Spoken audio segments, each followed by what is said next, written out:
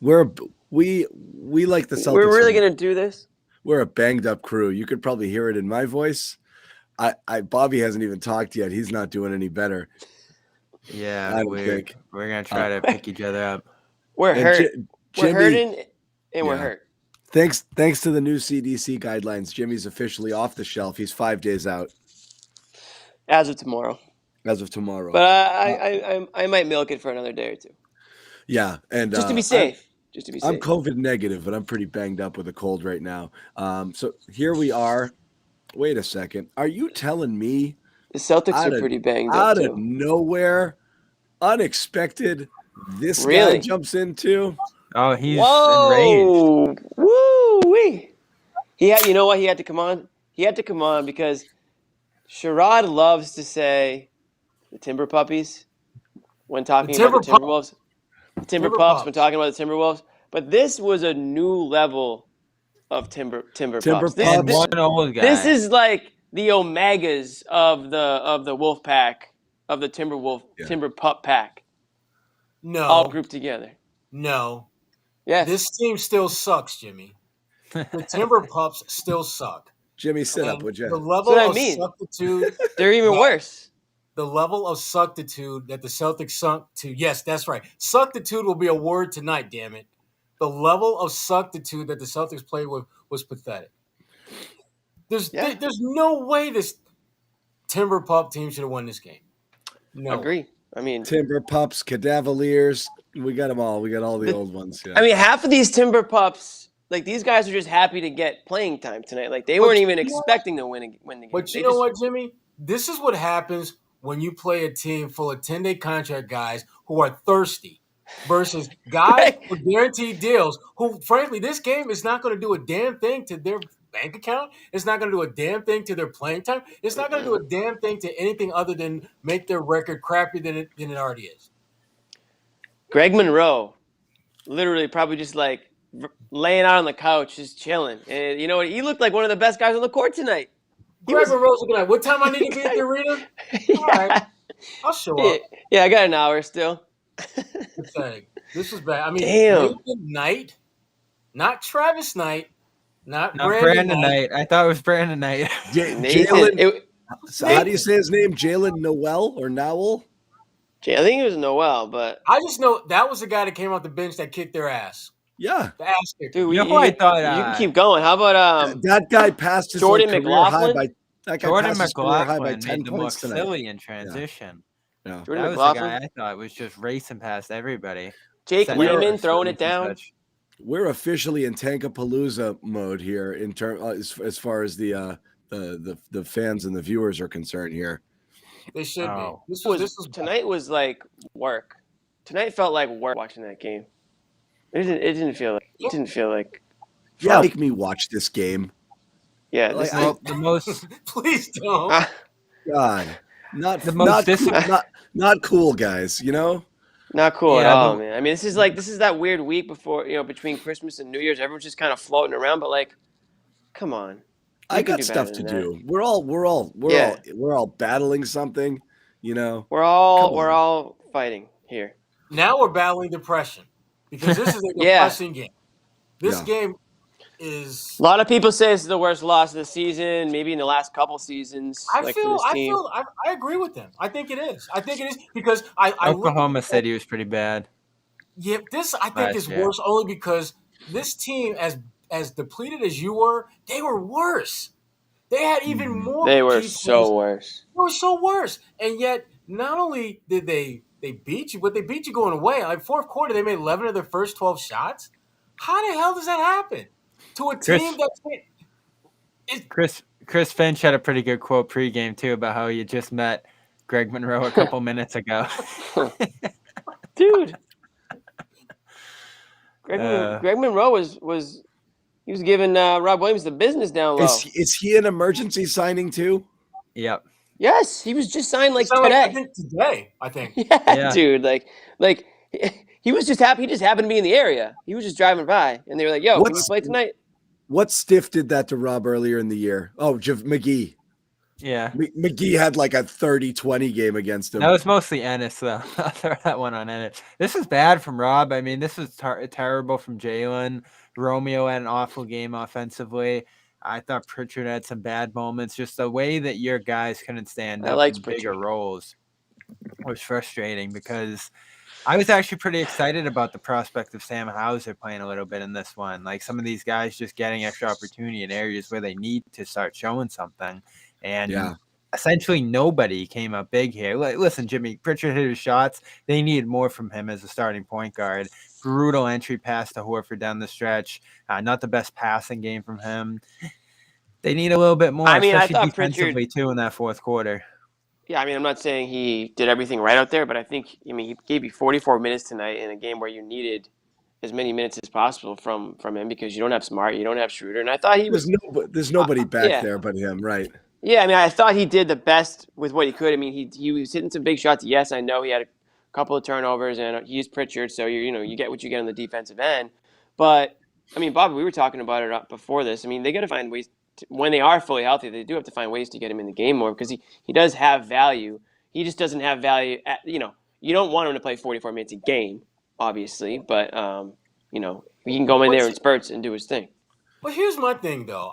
You're right. He was in a situation where he was going to log a lot of minutes, and he's not going to play that much all the time. But again, I look at a guy like Nathan Knight, who is not a guy that ideally is going to stick around, and yet you look at what he does. Forget about like the points and rebounds for a second. He did the little things like, I don't know, Grant Williams with a wide open three. He comes out of nowhere and swats it out of bounds. Mm-hmm. Little things to help your team win.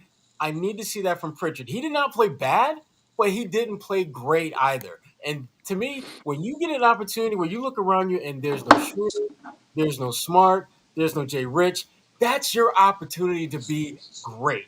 And he just wasn't.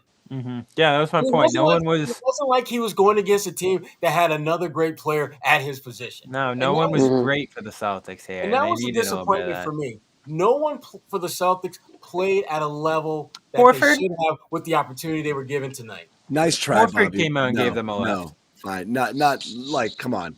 He played fine, but you're talking about like elevating superstar performance. Like Jalen. He had a good start. Yeah, he was good, but Jalen needed to have 40 tonight and not play like 2017 version of Jaylen Brown dribbling off his knee and friggin' flinging passes out of bounds. Totally out of control game from him tonight, and especially with Tatum stepping out, he had to be everything, and he was pretty bad. The he had a decent number of points and things like that, but 6 turnovers. That shows that he was trying. He was trying to carry more of the load, but obviously it just wasn't his night. They needed him to be great, and this was not great for Jaylen or anyone on the team. They needed They needed at least 2 or 3 guys to play either average or slightly above average to win this game, and it didn't happen. It's a bad game, right? And that's what I mean is like if we're gonna pick and choose here, Pritchard, because you're not expecting it from him, he's on the definite plus column here. He didn't play a perfect game. That's kind of my point. Yeah, exactly. Did it leave something to be desired? Sure. But like Jaylen was bad. Rob was bad. On the whole, keep going. There's somebody you didn't name yet. You didn't name yet who started today. It ended up as a minus 32. Oh, so Romeo. Romeo had a rough game. Still the black hole on offense. And you know what? I thought he did some nice things defensively. He had a couple of those blocks. He had a couple of nice steals early on offense. But yeah, he's not giving you anything on the offensive side. He just does that thing where he goes like most of the way to the basket and shoots a really low percentage kind of, floater from 5 feet away. It's just not really. And his shot, Bobby, I know tweeted it during the game. He hit the side of the backboard from the, from the wing. That was tough. That's not great. So, before when he was knocking typically down you don't want to hit that. Yeah, exactly. You had nowhere else to go in this one either. It was frustrating to see Neesmith enter the protocols because you could easily make the switch there. I forgot he existed. Yeah, you're right. I'll ask this. One person one time on this show, maybe last year, asked what's the point of this podcast. I'll ask what's the point of Juancho Herman Gomez? Nothing anymore. Is there a might not see him minute? again. Is there? I understand they're short, but is there a minute he plays you wouldn't rather see go to someone else? I feel like he should went be to a Hauser drinking- later, didn't? I mean, would you not rather see Hauser? Is there a Anyone, literally anyone. I would rather see anyone but There's Juancho guys out on there. 10 days right now that can Right. definitely play way better. Row, for example, like you could just flip those two. And I'll take his minutes and give them to anyone. I'll give Anybody. 2 to Bobby. I'll give a couple to Sherrod and the rest to Hauser. I don't care.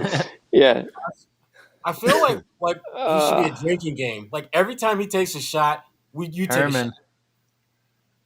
Herman's a drinking game. Oh man, Herman. That's not a fun drinking game. That's like a lot of angry drunks. You'll end up angry at the end of that game. He had an ugly reverse layup attempt that just kind of like bounced off the backboard and into the other direction. Set up another fast break for Minnesota. You know what I'm a little disappointed in, because we talked about the players who obviously didn't get it done, but I thought Ime had a bad game as well. Here's the thing about 10-day contract players. You got to play them in order to see what they can do. I mean, to me, the way this game was playing out, particularly in the fourth quarter, where you couldn't get anything going on. Guard. You got the 45th best scorer in NBA history on your bench, who I would have thrown him out there, especially against this particular team, which I don't see any defensive lockdown stoppers on the Timber Pups. I guess if you're going to do it any game. 3 minutes just to see what he could do. I do have to say this because I've largely been quiet about the Joe Johnson thing. I'm really confused by the people that think that Joe Johnson's NBA existence lasts past the 10th day of this contract. I don't see it. You know what I want, John? I want to see enough of him to double down on your point. Yeah. I want to see him out there enough to where I'm like, oh God, this is a train wreck. Well, how many days we got? 3? Okay, good. I don't see that. I haven't seen enough of him. I don't disagree with you, Sherrod. I think Joe Johnson could. I'll take Juancho's if you got something better. If you got something better, you keep on the bench, but you don't. Tonight, sure, why not? But if he's not going to play, if he's not going to play tonight, that should tell you he's not in their long-term plans. And to me, I think tonight would have been beyond the next 5 days. And if he's not, then just send him home. Let him go back and work out his hot yoga business and get that pumping. I mean, don't tell me that ISO Joe couldn't do his thing tonight against some of these guys on the Timberwolves. I mean, this is the time where you would have played him. You know what I mean? Like, get in there. I'm not some points. on it. Like, this is the saddest debate we've ever had on this show. Yeah, look at us, guys. Look at us right now. We're debating Joe. This is where we are in the season already. We're debating if Joe Johnson in the year 2021 could have an effect on this team. Where did it all go wrong? This voice has about 200 words left in it tonight. I can't waste another 50 on Joe Johnson. I really can't. Oh my God! Listen to me. I'm Pete Brady right now. I'm not going to make it here. I think John's got a lot more left than that. I'll let you guys do the Joe Johnson. Yeah. No, sad that we even at this point. Yeah, I just wish they would play him enough so that we can just rule him out going forward. That's all. And if for some reason he's got like a minuscule amount of that Joe Johnson juice that we saw 8, 9, 10 years ago, okay, great. Make the most of that in like the next 2 or 3 days. But damn, to me, it just defeats the purpose of having guys when you don't have guys out there getting it done. I mean, you want guys to play with a sense of urgency. Well, the sad thing is, you need to coach like that. You need to coach like that. That's all I'm saying. The sad thing is that the Timberwolves could have used Joe Johnson because they were actually way further worse than the Celtics are with the COVID stuff. The Celtics had enough important players that Joe Johnson didn't really need to play tonight. The problem is those players couldn't get the job done against a team that they were far more talented than. You know what I mean? Like this isn't a game where you should have needed Joe Johnson. Especially they gave up 12 and 19 shooting in the fourth. I mean, that would not have been aided by Johnson at all. The defense down the stretch there was just an absolute disaster, and that's where a game becomes an embarrassment, giving up a split like that. I think you said 34 points in the fourth, Jimmy. I mean, that is something that just no matter what personnel you have out there, no matter who's missing, that's just an embarrassment to happen, and especially a crunch time quarter. I bet the net rating on this team in the fourth is still a disaster after these last 2 games. late game execution on that end just shows a lack of focus and commitment right now. Like, that's what we're talking about with defense, especially with the personnel you have in here. Langford, Brown, Rob down the stretch. There's enough there. They're blocking shots and they're giving up easy putbacks. They're letting guys run out and find shooters. They're leaving a guy wide open on the corner while Monroe's posting up Pritchard. This is just out of control here. And just a week ago, it was looking pretty good against Cleveland. Against Philadelphia, even in a loss. Golden State, the New York Why couldn't game. Rob be effective tonight, John? Why couldn't Rob be effective tonight? Fouls. 23 points in the paint for the Celtics tonight. He was awful. He was 26. To Minnesota's He's back 50. to fouling again. I don't have the number, but I'd say they're up over the last. We have to just consider. This is the plague of all Celtics fans and again, I use that golf analogy all the time. You hit one good shot from 150 out and stick it on the green pin high. And you're like, ooh, if I could do that every time. You can't. If you could, you'd be a good golfer, but you're not. You shoot 100 every time you go out. The Celtics are that guy. And Celtics fans still base all of their, analysis of the team on how they look when they play their best. I have news for you. There's every franchise out there right now has a game or two games or a few games where for moments they look like they've got it. Too, right? And they figured it out. And the right lineup and the right combo. You'll find any team with 4 or 5 guys whose net rating is blah, blah, blah, blah, blah. But you have to.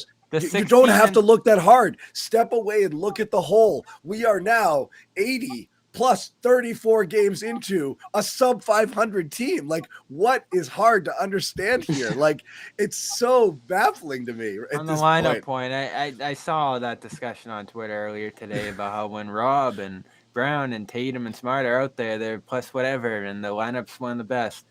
The Timberwolves, 16-7, have the best lineup in the NBA. I mean, every team, maybe except the Knicks, has a good lineup. Let me guess. It doesn't include Nathan Knight and a couple of these other names.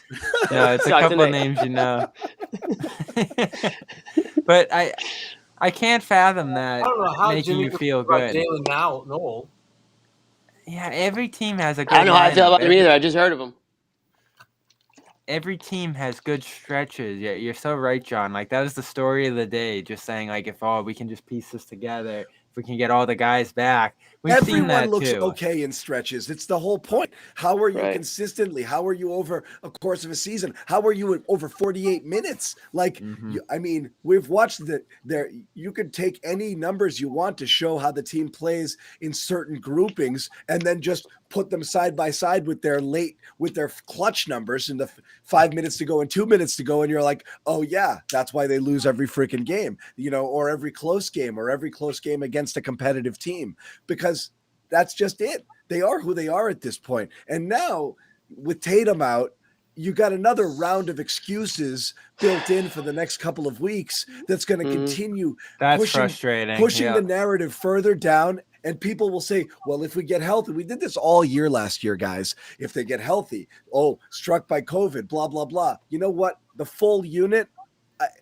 prove it to me, okay? Prove it that this full unit. That's a job-saving argument. The people who are in positions that want to save their jobs right now are going to say those things. Just like last year, Brad, over and over again. Danny was saying it when his job was gone, like a couple weeks ago. Oh, they're still not healthy. Like, yeah, you can just keep kicking that out. And you know what? With the COVID situation in the country, who knows? Maybe that will become the running argument in sports here for the next couple of years. Oh, we had a COVID year. Let me keep my job. But you know what happens, though? When you have key guys over and over and over again being out, what happens, and I wrote about this, is it shines a spotlight on your player development. Because the one thing that the guys that you develop are always bitching and moaning about behind the scenes is, man, if I could just get an opportunity to play more, I could do X, Y, Z, 1, 2, 3. Guess what? Tick, tick, tick. It's that time. What are you doing? What are you doing? I've been thinking about that, Sherrod. You see all these guys stepping up on other teams, and you're like, oh, could the Celtics find guys like that? And then you start thinking. Not only are you seeing other guys step up on other teams, but you're seeing guys that used to be here stepping up on other teams. But it gets back to the opportunity. Those opportunities they're getting elsewhere. Like, for example, Garrison Matthews down in Houston, which, fans have gone just crazy about that because they basically picked him or picked Jabari Parker over him. He wouldn't have played. if he would have been in Boston. And when you look at other guys, Max play. Bruce, I don't think Max would have played if he were still in Boston. Those guys didn't even play in preseason. And that's a problem. It's either because there is no preseason anymore. It's either talent recognition. You're letting people walk out the door, and you're bringing in your Wancho, and you could have had, whatever. He's a salary, but whatever. I understand. I'm just saying is like you're worried about plugging in different players who are like professional, and you're not taking shots on people or developing the people that you have here. And again, we're not expecting the people that they have to be stars, but you do wonder, like, would Romeo or Nesmith be better elsewhere in a place that was developing them and putting them? A lot of teams like Nesmith in that draft. And I'm not saying they're going to be great, but you really have to start to wonder here whether they're capable or committed to developing players. Other cities, other franchises take it more seriously because the draft is their only way to get better. They know they're not going to think. How many cities have almost no chance of landing a real free agent? 20 plus. That's your Minnesota. only shot. So you have to draft well and you have to develop well. And if they come in the door, you got to make them good. You got to make it work. You got to invest in it. Celtics really seem to take that for granted. Yeah, they've done well with Rob, which is kind of the hardest position to do it in. But the other guys, that literally happened to them. Like it was still, they weren't doing it. They were just playing him, and he was proving clearly he needed more minutes. Like Rob was basically on the shelf for a couple of years, and there were still games. Last year he was good instantly. The year before that, Brad would spend entire games where it's not a Rob game, and he just wouldn't play him. That's not development. That's basically plug and play based on your needs. Development is committing to getting a guy the type of minutes that he needs to make his game better. They didn't develop Rob. Rob just eventually started really making the most of his minutes and forced his way in. And he was still only playing 15 minutes a game, and his performance was screaming for 25. So no, it's a huge. Rob's not even a good example. Rob's not even a good example of them doing it. Right. Yeah. And when you look at guys like Tatum and Brown, they were top 3 picks. So there's not a whole lot of stock you can put into development of guys who are that high atop the draft board. So when you look at their player development, I mean, it's hard to look at guys that looked very raw and unpolished when they got here who are now serviceable. The guys that are playing, I mean, Grant Williams is probably one of the better examples, a guy that went from missing 25 in a row with the shot, being, a pretty solid, rotation guy off your bench. But other than that, I mean, there's just not a lot of guys that you can look at and say that they've gotten appreciably better since the beginning. And I think it sounds like these guys going elsewhere. Sounds like Grant put a lot of work in over the offseason too, because he came in ready to go. And I don't know I'm not saying that guys like Romeo or Rob do or don't work hard in the offseason. I don't know one way or the other. I didn't really see much of those guys, pop up, as workout videos and things like that. So I don't know what their offseason plans are like, but it's a lot harder now too. You're not practicing as much, right? You're not getting in that work the way you did right now with all these protocols, and you're just not able to I think develop guys the same way you were a few years ago. So a guy like Romeo comes in his rookie year into the bubble, hurt, everything like that. Second year, kind of a lost year for him as well, and now he's all of a sudden got this much bigger role due to necessity, and he's clearly not there, at least on the offensive end. He's basically playing on, his athleticism on the defensive end, and he's in the right place in the right time and stuff like that. But these guys just definitely aren't developed to the point where they are, contributing at a regular rate in the way they need to. Yeah, I don't know if it's a Celtics thing, an NBA come thing. in and out of here who have succeeded other places at this point. It would be interesting to see Romeo move on beyond this contract, or a guy like that end up getting an opportunity elsewhere and seeing them flourish. It's always tough to tell whether it's the player or the situation that they land into the draft. It's one of the most complicated things in the sport. A lot of really good guys have gone to situations that just had them fizzle out. And the Celtics could definitely be one of those locations that just hasn't provided opportunity, development, and more. You don't want to turn into the Kings. I think the amount of guys that you've seen go elsewhere, PJ Dozier, Strus, as Sherrod mentioned, Matthews now, does start to ring alarms in that sense. We'll see. Shut up, there. Jimmy. He could get Did you there. see Taco grabbing all those boards? I think I saw it last What do you have, night. 9 rebounds? He had like 4 boards in the same string of shots for the Cavs. I think it was last night. Just kept ripping them down off on the offensive glass. That's what he does. Celtics Nice probably try, get buddy. the credit for him. Yeah. I'll slide him in. I'll slide Taco Talk in whenever I can. Oh man. So I don't know.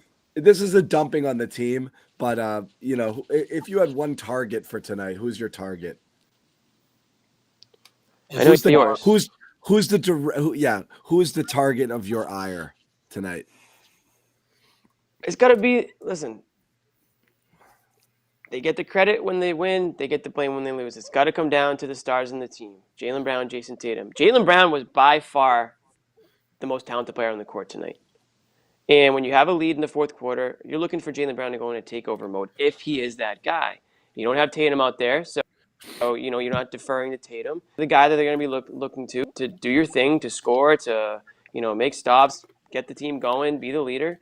And it didn't happen. They ended up blowing a lead, fourth quarter lead once again, and he didn't step up, and nobody else was able to make up for the lack of his production and the fact that they didn't have Tatum. It's the same thing. You don't have Tatum.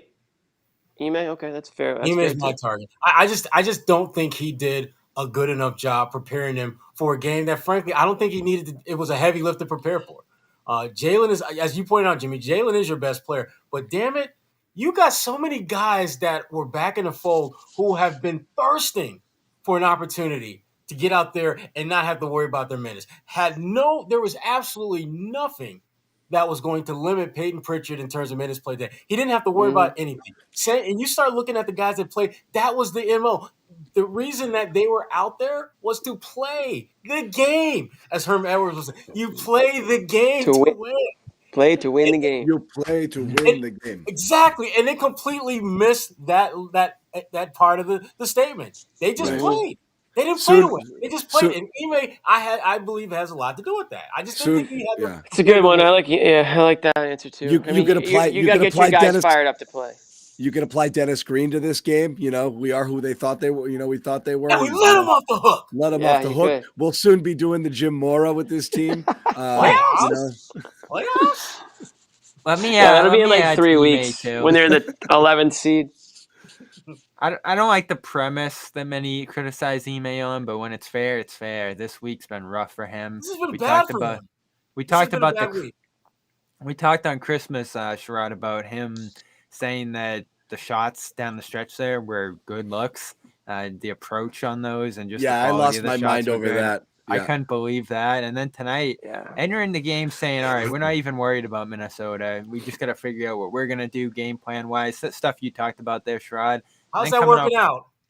Coming out post-game saying, oh, we didn't think guys knew certain personnel on the other side. They weren't prepared in terms of what to expect from those players. Like, him saying that they're hunting mismatches, but they're also looking to move the ball more. I don't know how those go hand in hand. Like this week, just not a lot of answers from him in terms of fixing things that are going wrong. Here's my thing with that, Bobby. The idea of hunting mismatches, you do realize that you have one of the NBA's all-time greats at hunting mismatches on a 10-day.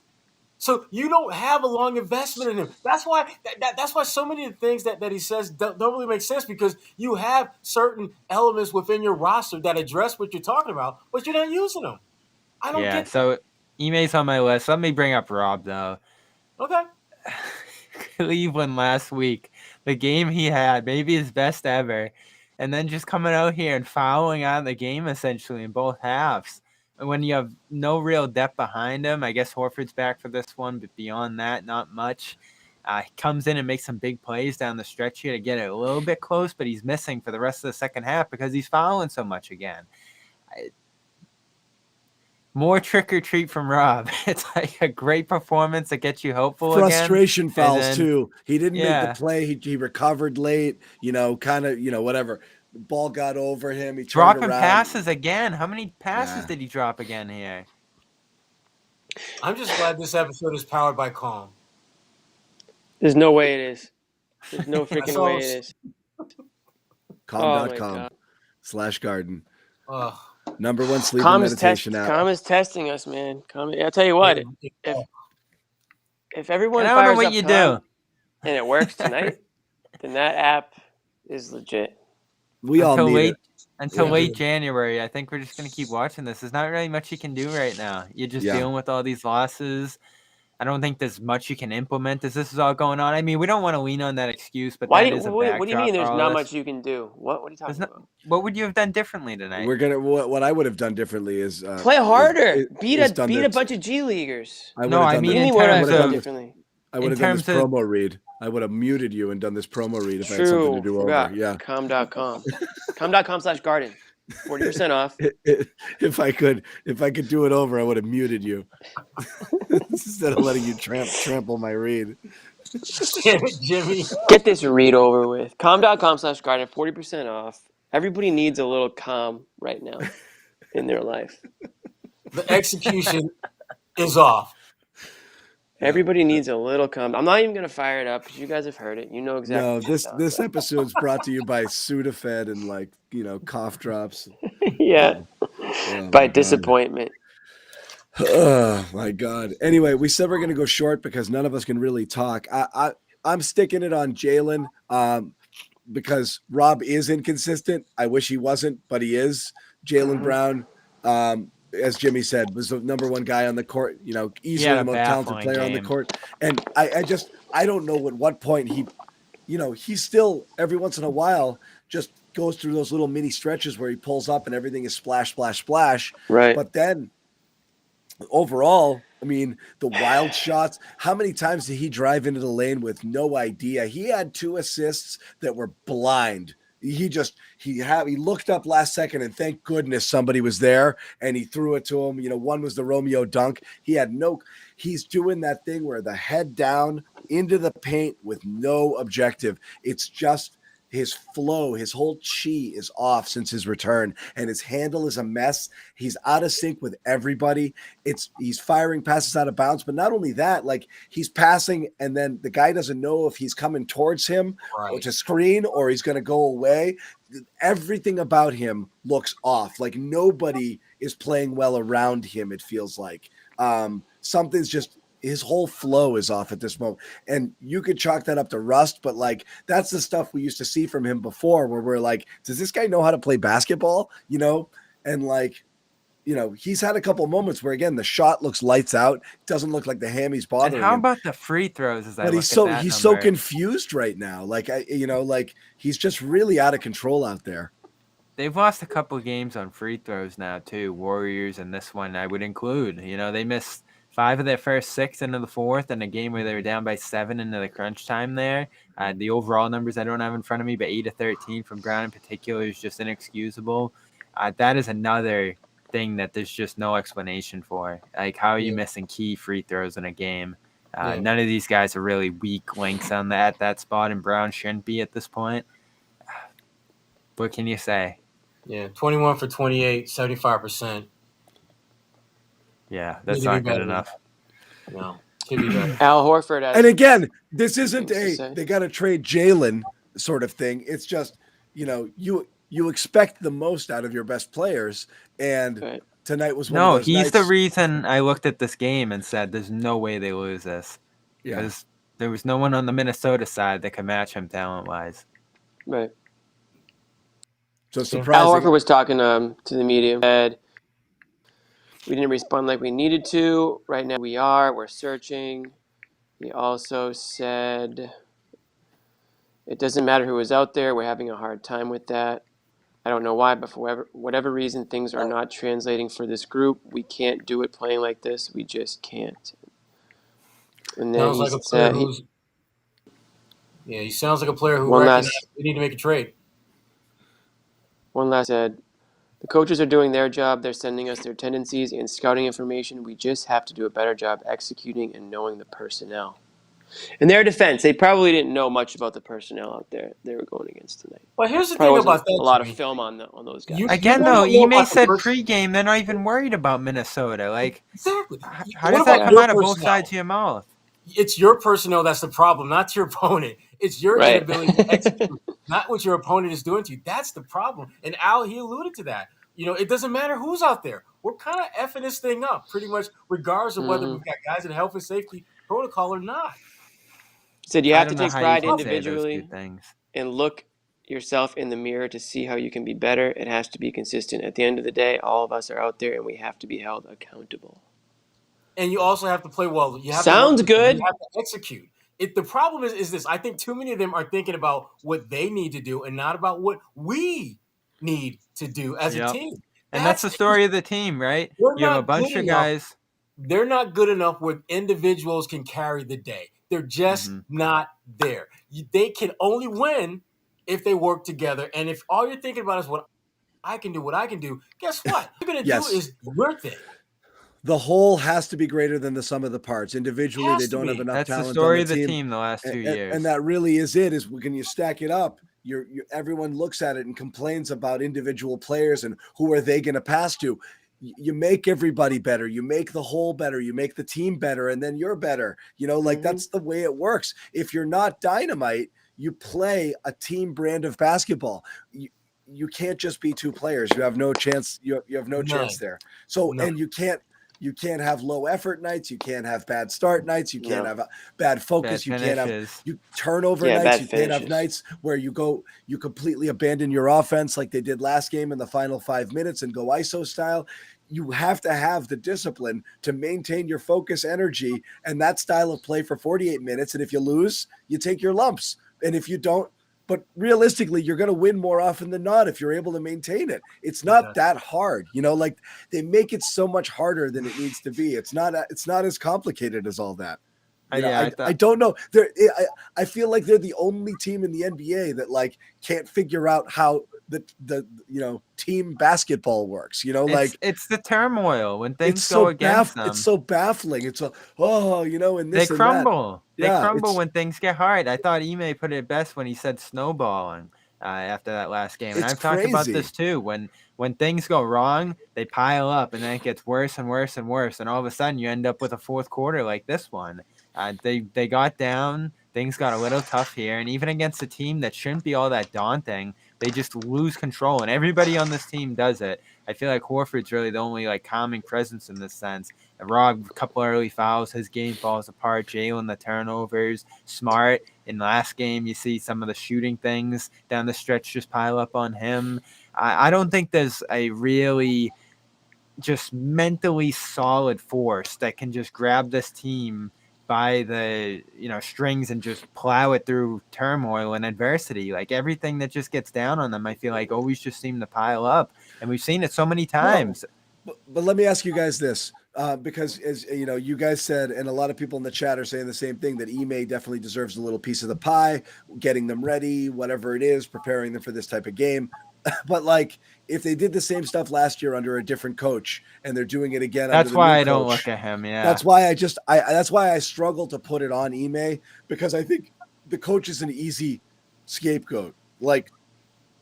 I thought we scapegoated Brad too often at times last year until it became clear that team had tuned him out, and at which point, whether or not he's a good coach was irrelevant. He had to be changed out. But you've tuned out another coach, or if not tuned out, you just ultimately don't care. You're just going to do what you're going to do whenever you're going to do it with the new coach in here. At this point, I don't know how much of it I'm putting on Ime yet. It doesn't mean there's not another human being on the planet that could reach these guys. But what are you going to do? Bring in a new coach every single year and see if that's the guy? You're the Pacers. Right. Yeah, I mean, I when I look at Ime, I'm looking at it just from the vacuum of this one game, where I just don't think he was very good. Overall, though, he's been pretty much what I expected. I mean, I figured that they were going to be kind of flirting around the 500 mark most of the season because of the talent on their team and the talent on other teams, and the fact that, to your point, John, unless they just make it up in their minds to make a radical change, or they just absolutely luck into a upper echelon glue guy that they just stumble upon, this team is going to be treading water around 500 for the rest of the year. You're right, Sherrod, but this is where I always get confused, and we have this debate all the time, and I don't get it. When we talk about Marcus Smart's trade value to other teams, it's to go into some place to change their culture, to take a bunch of young and talented players and make them winners. You've already got that guy here. And then you've got Al Horford here. You go and get guys like Smart and Horford to come into your place, to alter the culture, to show you how to be a pro, to show you how to play with grit for 48 minutes a game.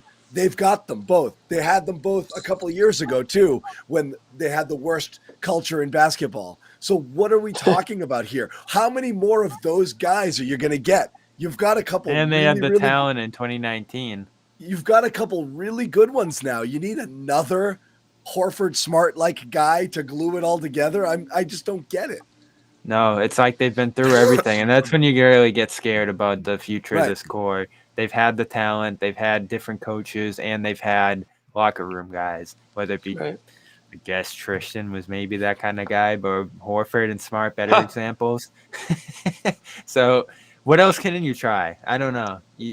They have to figure it out as players at this point, the core, and that's Brown, that's Tatum, and that's Smart. If Smart's even part of this going forward, and as we look at the changes they need as a roster, it's very hard to imagine that's going to be the case.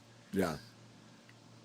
It's an attitude thing. This is a game all about attitudes. If they came in the game with the right attitude, with the killer mentality, with the idea that, hey, we can, we're better than these guys. These guys don't belong in the court with us. Then they win this game. But what if for whatever reason, there's either a lost message or there's no message going into this game. So if there's a disconnect, like Sherrod mentioned, he puts the blame especially on after the way Christmas ended.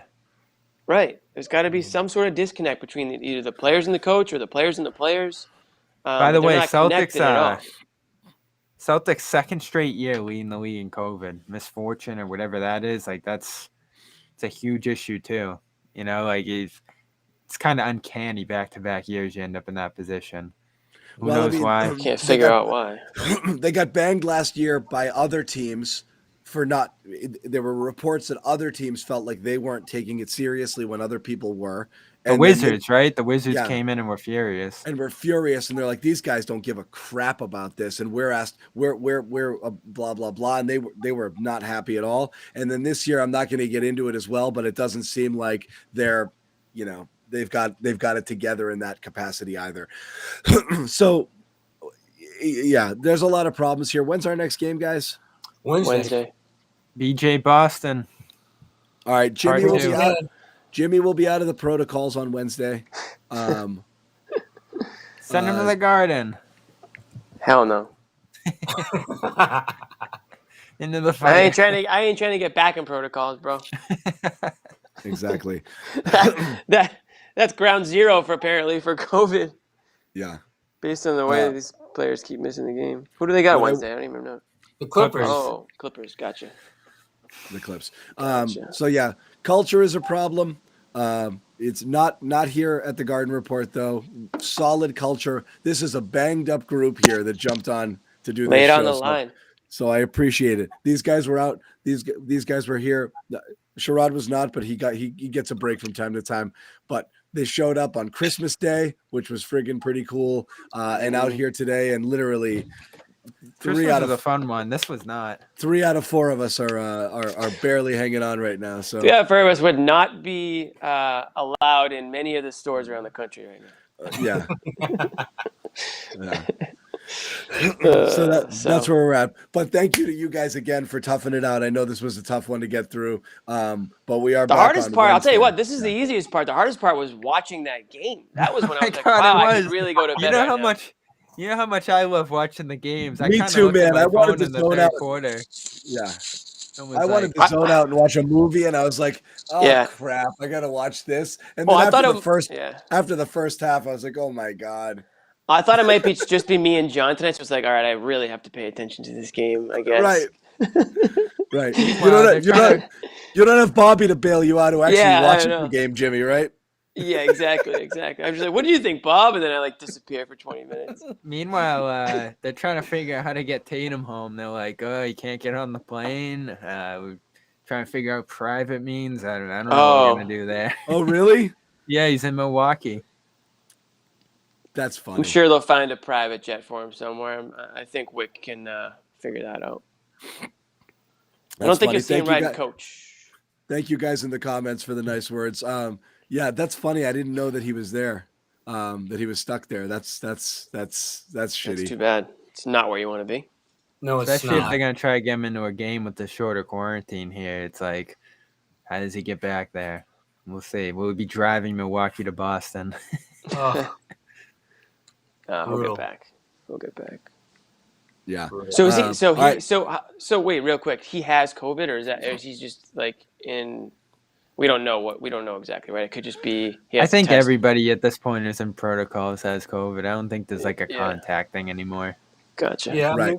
I mean, when Adam Silver talked about it like about a week or so ago, he said like 90% of the folks in health and safety protocol, it's the Omicron that is why they're there. So Yeah. yeah.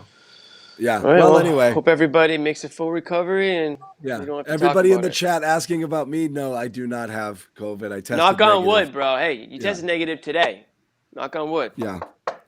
Knock on wood. Yeah. Tested negative today. I hate to tell you, I tested negative 2 days before I tested positive. I just hate to tell you that. I hate to tell you that. But you did 3 times. But I did, but I'm knocking on wood. Jimmy was doing the LeBron, shoving them up there over and over again. What?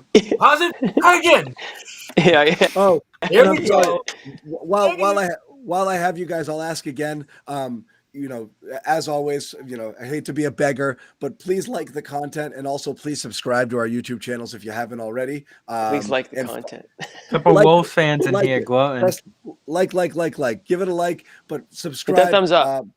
Subscribe to the YouTube channel. Follow all of us on Twitter. That way you get notifications when we go live. We might, when we get our voices back, we're going to do another Twitter Spaces. We were going to do one this week. I just can't promise it right now because listen to us. Yeah, this isn't the week for it. Yeah, but we will try to do that. And so definitely follow us on Twitter. Follow Celtics CLNS on Twitter as well. And that's it. What do you guys think? We're good? Yeah, I think we're good. We're as good as we're going to be. Yeah. Thank you guys. Not really. Everyone. None of us are good, but we're good here. Shut up, Jimmy. We're gonna do our best. Anyway, thanks a lot, guys, for watching. The games suck, but we like hanging out here with you guys afterwards. So, even if you do stop watching the games, keep watching the post-game show. All right. Mm-hmm. It's so much better than the game. Yeah. Good night, all.